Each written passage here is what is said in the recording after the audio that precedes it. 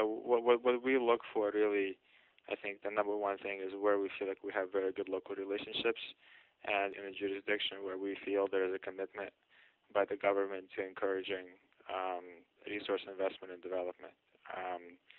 So kind of areas like Brazil, Chile, Colombia,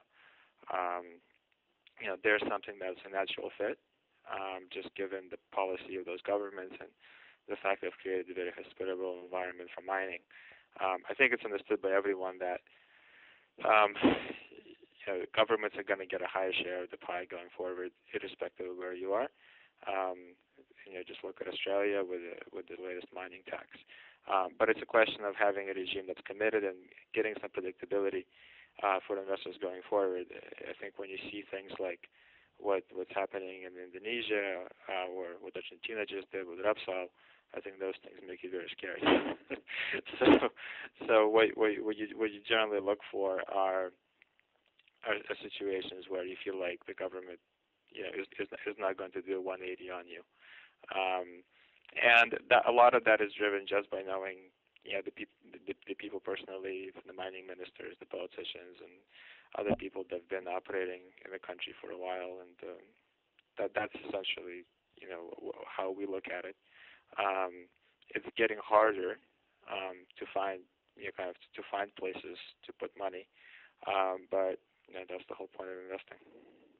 Canada, I think, is great. Canada is fantastic. I think the challenge in Canada is finding opportunities that make sense. Canada is so well picked over, and there's so many people on the ground looking. I think it's a challenge for anyone to really find something that really works. To justify the capital and the time and the like, because Canada is probably the world's best mining regime or something close, but it's just tough to find opportunities, I think, because of the number of skilled people looking around. We probably find ourselves looking in other places, in large part because you try to find something that may be a bit off the beaten path, and it's easier to find that in South America than it is in Canada.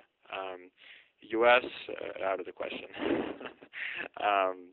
This country just does not want mining, and we haven't looked at a U.S. deal in forever, and probably aren't going to.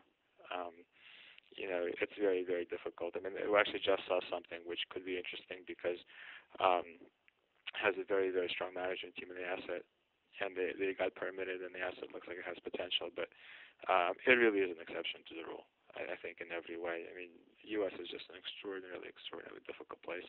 I mean, you look at some fantastic projects in Arizona and like Augusta, for instance, which has been trying to get permitted for God knows how long, and you just shudder. Going through with something like that, I think you need to have a project which is just the world beater to even bother. Does that apply just to mining across the board in the U.S., or are there any segments where maybe something can get done? I think if you're in Idaho, Idaho is probably the best state right now overall. So if you have a reasonable, say, silver project in Idaho, I think it may be worth a shot. It's not an area where we spent a lot of time, so it's not really, I wouldn't call it in our sweet spot. But it's just difficult. It's just difficult in the States. I mean, if you're in Montana, if you're in Nevada, California, New Mexico, it's just Arizona, it's just a challenge. There's mines obviously in Appalachia which are operating and the like, and you can probably get permitted, but the quality is so low. The only thing that's really available now in that part of the world is just worn out mines, very marginal projects. Coal price drops $10, you're out of business. And people are expecting the moon for them. So it's tough to find things over there that are really high quality stuff. In the U.S., if it's good, it's hard to permit it. If you can permit it, it's often not that good. so it's been tough going in the States, and we I don't want to say given up, but I would say it's definitely bottom of the list.